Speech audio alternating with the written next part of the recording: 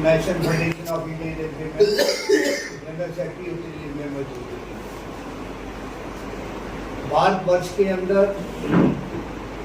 Pension का system 1950 में भारत सरकार ने लागू किया था और उसका रीजन यही था कि पहले पेंशन ऑप्शन होती थी जहाँ जीपीएफ होता था। लेटर ऑन 1950 से ये हुआ कि पेंशन मिलेगी। उसका रीजन था कि पेंशन ओल्ड एज में एक सम्मानजनक जीने का साधन है, पेंशन कोई खराब नहीं है। लेकिन धीरे धीरे करते करते अभी 2004 में एक आदेश लाया पीएफआरडीए के द्वारा कि इसको जो है कंट्रीब्यूटरी पेंशन होगी, 10% बेसिक से कटेगा। उस समय 10% था, बाद में 14% हुआ, जिससे जो हमारा साथी नए जो 2004 से आए हैं, ना तो उनको मिनिमम पेंशन मिलती है ना फैमिली पेंशन मिलती है, उसकी कोई गारंटी नहीं है।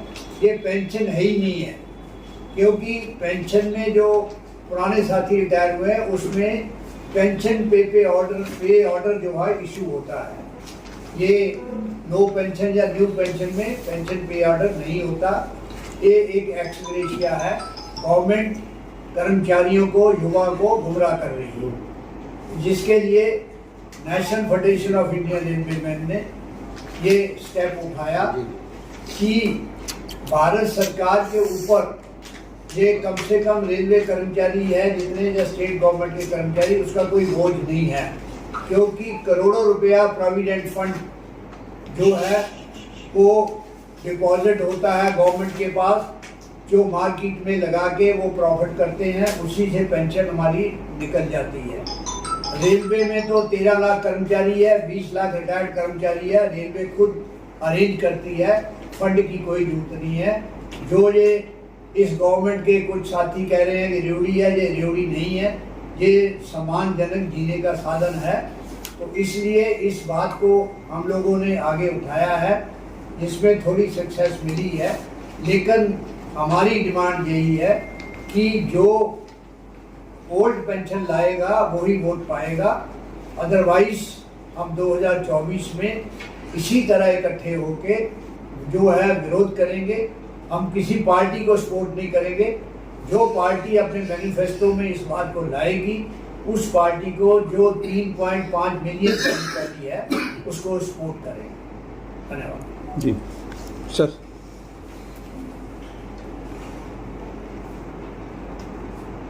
M Raghavaiah, general secretary national federation of Indian railway एवं leader JCM staff side national council JCM. नया पेंशन स्कीम 2004 में भारत सरकार ने इंट्रोड्यूस की। ये नया पेंशन स्कीम नाम है नया पेंशन स्कीम, उसका नाम चेंज करके फिर नेशनल पेंशन सिस्टम बनाया, लेकिन रियलिटी है no pension scheme, guaranteed pension नहीं मिलती।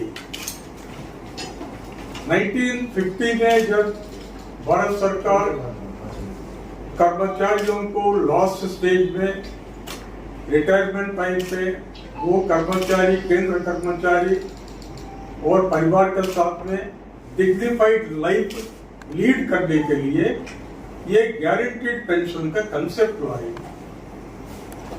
1972 दिसंबर 17 तारीख supreme court Nakara versus union of India judgment में क्लियरली एक्सप्लेन किया, धारा 309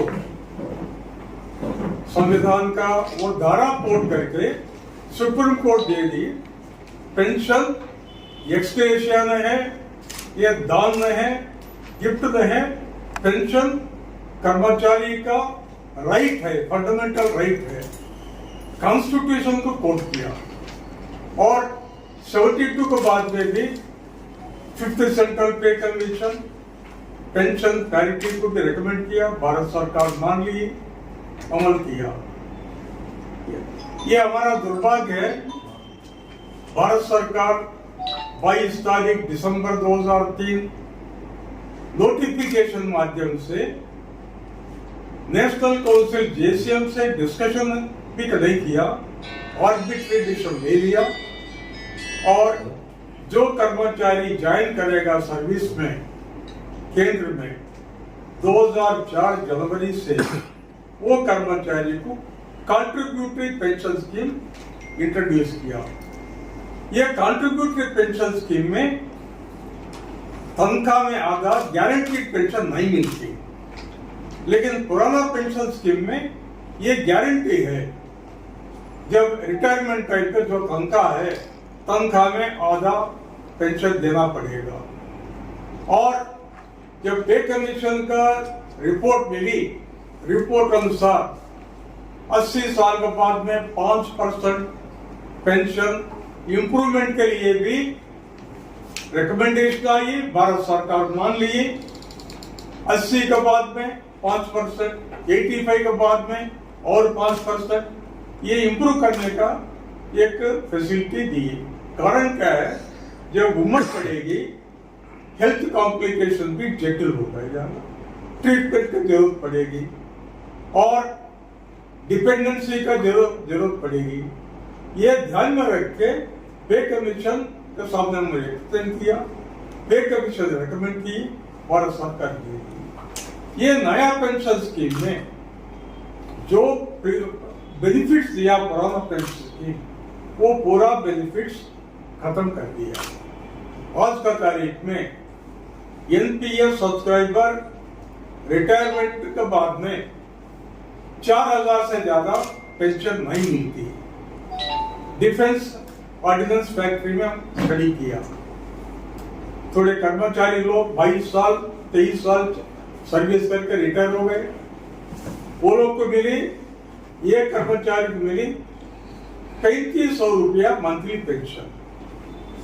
लेकिन मिनिमम पेंशन, लोएस्ट पेंशन 9000 रुपया 7CPC रिपोर्ट माध्यम से जनवरी 2016 से अमल किया। ये है समस्या। अभी जो कर्मचारी नौकरी में आ गए जनवरी 2004 के बाद में, केंद्र में वो संख्या भी 26 लाख है। ये 26 लाख कर्मचारियों को गारंटीड पेंशन है, बाकी लोग पुराना कर्मचारी को गारंटीड पेंशन है, और केंद्र में 2 स्टैंडर्ड्स आ गया पेंशन में। ये एक समस्या है। दूसरी समस्या है देश का प्रगति, एफिशिएंसी और कर्मचारी का त्याग के बारे में मैं 2 शब्द बोलेगा। उदाहरण, रेलवेज में रेल कर्मचारी का संख्या है 13 लाख से ज्यादा है। दिन रात रिमोट प्लेस पे काम करते, जंगलों में काम करते, टनल्स में काम करते और 21,000 गाड़ी चलाने के लिए हर दिन प्रतिदिन शिफ्ट ड्यूटी में काम करते, ठंड में बारिश में काम करते। ये काम का इफेक्ट ऐसा है, ज्यादा लोग मरते। अनिल काकोडकर जी का रिपोर्ट में दिया 1632 लोग का डेथ का कैलकुलेट किया काकोडकर जी का रिपोर्ट में, high level safety review committee report में। 2.5 साल में इतने लोग मर गए। 8000 से ज्यादा ऑन ड्यूटी पे इंजरी, क्रिपल हो जाते हैं, डिसेबल्ड हो जाते हैं। ये सोच के वो टाइम पे 1950 में भारत सरकार ये सर्विस में वो त्याग किया, कॉन्डक्ट रूल्स का परिधि में काम किया। ये रिटायरमेंट टाइम पे ये सोशल सिक्योरिटी गारंटी देने के लिए ये पेंशन लाई, लेकिन भारत सरकार वो खत्म कर दी, हम अपना त्याग किया। और रेल का कर्मचारी रेलवे बोनस पैसा वो कमाता और पेंशन लाइबिलिटी भी हमारा अर्निंग से हम अप्रोप्रिएट कर रहा है, सेंट्रल गवर्नमेंट से हमको कुछ भी नहीं मिलती। भाई उदाहरण दे रहा हूँ, डिफेंस सिविल में कारखाना में भी ये कर्मचारी इस एडवर्स वर्किंग कंडीशंस में काम करते हैं। सरकार ये इग्नोर करते हुए नया पेंशन स्कीम लाई। 2005 से नेशनल काउंसिल जेसीएम फोरम माध्यम से सरकार से डिस्कशन किया। भारत सरकार 2005, 6, 7 3 साल के डिस्कशन के बाद में 2007 में ऑफिशियली कमिटमेंट की नया पेंशन स्कीम भी ये पुराना पेंशन स्कीम का समान है, गारंटीड पेंशन है। झूठ बोली, ऑफिशियल साइट झूठ बोली, ऑफिशियल स्टेटमेंट दिया, वो भी हम कॉन्ट्रैक्टेड किया भारत सरकार का सामने उदाहरण, प्रैक्टिकल उदाहरण में रखा के। और अभी 6 तारीख अप्रैल 2023 में भारत सरकार एक पेंशन रिव्यू कमेटी कॉन्स्टिट्यूट की फाइनेंस सेक्रेटरी का चेयरमैनशिप में। वो कमेटी के सामने भी जेसीएम डेलीगेशन हम जाके एक्सप्लेन किया, ये केंद्र में ये पॉलिसी जो है एनपीएस का पॉलिसी रद्द करके पुराना पेंशन स्कीम बैक डेट से 2004 से रिस्टोर करना पड़ेगा। हम जस्टिफिकेशन भी दिए, रेल कर्मचारी का कंट्रीब्यूशन क्या है, रेल कर्मचारी का सैक्रिफाइस क्या है, वो भी कमेटी के सामने हम रखे। 9 तारीख जून पहली मीटिंग हुआ, 5 तारीख जुलाई दूसरी मीटिंग भी किया। वो मीटिंग में विस्तार रूप में एक्सप्लेन किया। लेकिन ये पेंशन, नया पेंशन स्कीम को रद्द कराने के लिए, ओल्ड पेंशन स्कीम को रिस्टोरेशन कराने के लिए सारे लोग मिलके, सारे फेडरेशन एसोसिएशन मिलके एजुकेशन का एक जॉइंट फोरम भी स्थापन किया। हम एनएफआईआर इनिशिएटिव लिए, वो जॉइंट फोरम माध्यम से 10 तारीख अगस्त दिल्ली में हम हजारों संख्या में कर्मचारियों से मार्च कंडक्ट करेंगे। रामलीला मैदान में डेमोन्स्ट्रेशन रैली होगी। नया पेंशन स्कीम को रद्द कराने का हमारा डिमांड पे सरकार पे और भी प्रेशर माउंट करने के लिए हम ये प्रोग्राम फिक्स किया। हमारा कार्यकर्ता कर्मचारी पूरा भारत से टिकट खरीद के गाड़ी में पहुंचेंगे। मेरा एक्सपेक्टेशन में 1 लाख से ज्यादा कर्मचारी एक संगठित बनते ये संयुक्त महाप्रदर्शन में वो भाग लेने का संभावना है। ये संदर्भ में आपको ब्रीफ करने के लिए मैं पेंशन का चित्र आपको सामने 9 तारीख को कितने बजे से शुरू कर रहे हैं सर? 10 तारीख 10 बजे। किन किन राज्यों से लोगों के आने की उम्मीद है? थ्रू आउट इंडिया से आएंगे, पूरे भारत से। क्या लगता है इस एजिटेशन से, इस धरना प्रदर्शन से सरकार आपकी बात मान लेगी? बिल्कुल तो है, अंडर प्रेशर है सरकार। 5 स्टेटों में ऑलरेडी रिस्टोर हुई है, इसमें भी सरकार को रिस्टोर करना पड़ेगा, नहीं तो 10 तारीख को अगला कोर्स ऑफ एक्शन ज्वाइंटली हम डिक्लेयर करेंगे। लगता नहीं आप सरकार को जो है टॉर्चर कर रहे हैं वोट की चोट का माध्यम से? बिल्कुल करेंगे हमने तो कह दिया, आपको बता दिया कि अगर ये ओल्ड पेंशन स्कीम जी को रिस्टोर नहीं करेंगे 2024 के इलेक्शन में ज्वाइंटली हम वोट की चोट देंगे। ठीक, चलिए ठीक है, थैंक यू। 3.5 मिलियन कर्मचारी, चाहे वो स्टेट के कर्मचारी है, केंद्र के कर्मचारी है, डिफेंस के कर्मचारी है और रेलवे के कर्मचारी है, सारे मिलके जो है इसका विरोध करेंगे हम।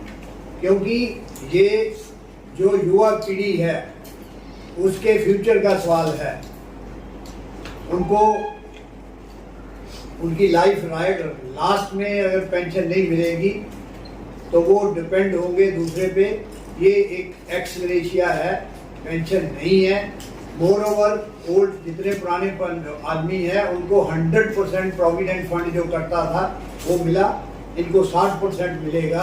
ये भी एक स्टेप मदरली ट्रीटमेंट है नौजवानों से और पुराने लोगों से।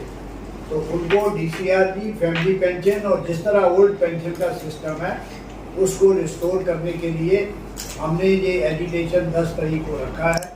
और उसमें अगर गवर्नमेंट का अभी से रुझान शुरू हुआ है कि आपको स्ट्रगल करनी नहीं पड़ेगी, उसको हम बेटर बनाएंगे, लेकिन वो बेटर नहीं बन सकती जब तक ओल्ड पेंशन के नॉर्म्स को वो अडॉप्ट नहीं करेंगे।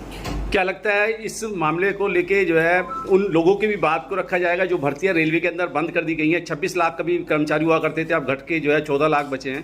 देखिए, अभी सिर्फ एक इशू है हाँ कि नो पेंशन को रद्द करो, बाकी इशू पेंडिंग बहुत है जी। उसके लिए अलग अलग जो है वो चलता है, उसको भी कंटिन्यू करेंगे। अभी सबसे बड़ा इशू ये है कि ओल्ड पेंशन रिस्टोर करो, न्यू पेंशन जो है वो वायरस करो। चलिए 45% से ऊपर तो रेलवे में युवा आ चुके हैं, स्टेट गवर्नमेंट में भी आए हैं। अब फ्यूचर युवा का ही है, जो भी हालांकि रिक्रूटमेंट पे भी बैन लगाया है इन्होंने, सब तरह है, लेकिन जो भी है उसको जो है यूथ ही आगे आएगा, जो अगर रेलवे को चलाना है या दूसरे गवर्नमेंट को चलाना है तो बंद नहीं हो सकता। ठीक 10 तारीख को जो करेंगे वो खाली नॉर्दर्न मतलब रेलवे करेगा या सारे गवर्नमेंट के डिपार्टमेंट है?